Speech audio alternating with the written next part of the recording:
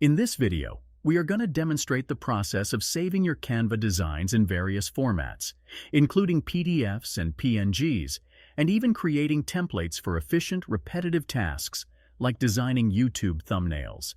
The saving function is discreetly tucked away within the Share button. Let's dive right in. Locate the Share button here, and when you click on it, you'll notice a Download section. Yes, you can share your design, but for now, let's focus on downloading. Within this menu, you have the freedom to choose your desired file type. You can opt for PNG, JPEG, JPG, or PDF. The PDF option, which is tucked away, can be found right here. There are additional settings you can explore, such as toggling various sections or including notes.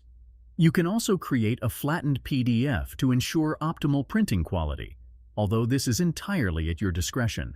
There's also a specific PDF print option, ideal for printing purposes. Furthermore, you can save your design as an SVG, MP4 video, or GIF. For instance, if you're creating a YouTube thumbnail and wish to save it as a PNG, simply select PNG and hit Download. A completion message should appear, and the file will typically land in your Downloads folder depending on your browser settings. You can then conveniently move it to your desktop, rename it, and make any necessary adjustments. Now, let's explore the concept of saving templates. If you have a Canva account, you'll find your recent design in the Recent section, which should be this design right here.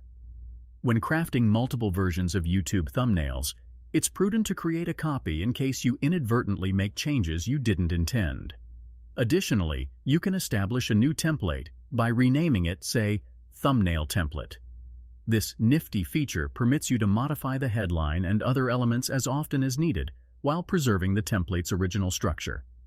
And there you have it, a brief tutorial on saving your Canva designs as PNGs and PDFs and employing templates to streamline your workflow. Should you have any questions or require further clarification, don't hesitate to drop a comment below. In addition to that, don't forget to subscribe to this channel and hit the bell icon.